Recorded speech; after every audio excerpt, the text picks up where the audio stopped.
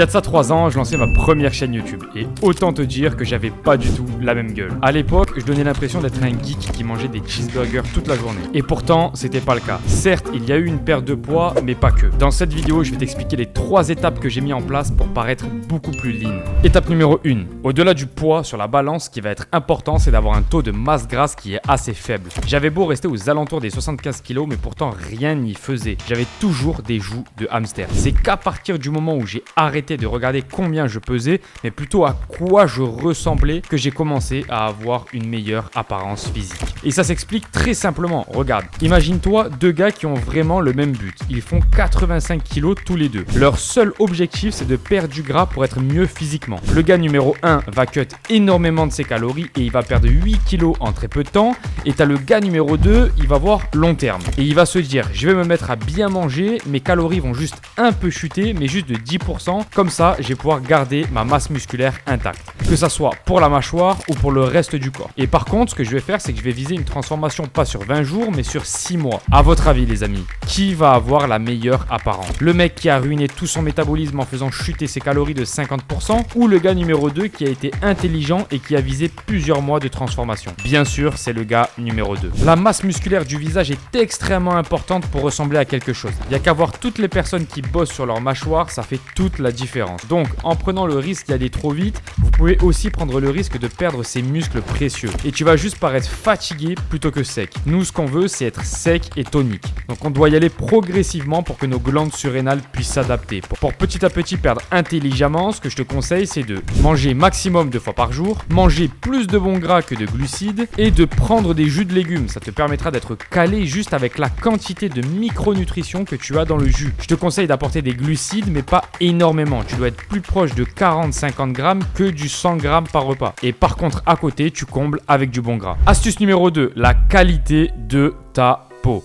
Ce que je te conseille, c'est d'apporter encore une fois une énorme quantité de minéraux. Comme ça, ta peau sera belle et agréable à regarder. La plupart des mecs s'en foutent de ça et ont des peaux toutes rouges et tirées. Si tu apportes du jus de légumes en buvant et en mettant du jus immédiatement sur ta peau directement, tu vas reminéraliser à la source et ton corps va te remercier avec une peau très jeune. Ce que je te conseille aussi, c'est de tous les jours prendre du collagène marin. Ça va venir t'apporter l'élasticité de la peau et tu vas pouvoir faire du coup quelques écarts alimentaires. Une autre astuce qui va te permettre aussi bien sûr d'avoir une meilleure apparence du visage, c'est de raser ta barbe. Tu dois la raser de sorte à ce qu'elle fasse ressortir ton visage de manière masculine. Beaucoup se rasent pour se raser juste pour paraître propre. Non, ce que je te conseille, c'est d'avoir l'effet losange. Donc sur les côtés, tu rases beaucoup en mode dégradé et sur le bas de ta barbe, tu laisses un peu pousser. Et là, tu verras, ça va te donner un côté masculin et quand tu vas raser tout ton visage, ça sera pas du tout la même. Un homme sans belle barbe, c'est un peu comme une femme sans sein. C'est tout de suite beaucoup moins attirant. Astuce numéro 3,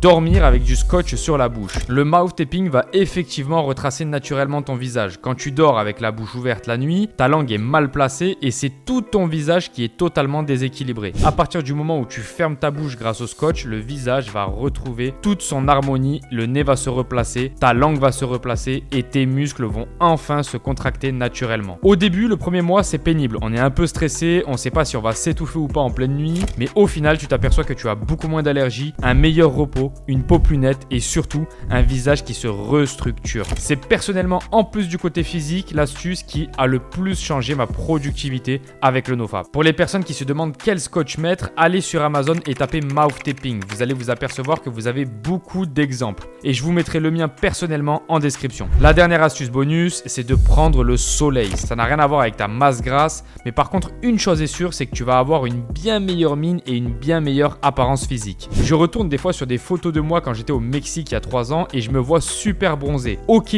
j'étais plus fat, mais le résultat ne faisait pas dégueulasse. Forcément, avec l'effet aller du bronzage, ça me donnait un style beaucoup plus intéressant que le mec qui est fin et qui prend pas le soleil. Donc prenez bien en compte que c'est un tout et que c'est pas juste avoir un body fat bas. Pour avoir une belle apparence physique, vous devez tout prendre en compte. Pour toutes les personnes qui sont intéressées à créer un business en ligne, je vous mets en description la meilleure formation de 2024. Comment créer une chaîne YouTube sans montrer votre tête et gagner votre vie grâce à ça. Pas besoin d'être un expert, pas besoin d'investir quoi que ce soit. Donc foncez en description, il y a déjà des centaines d'élèves qui ont compris le système et qui encaissent des salaires chaque mois.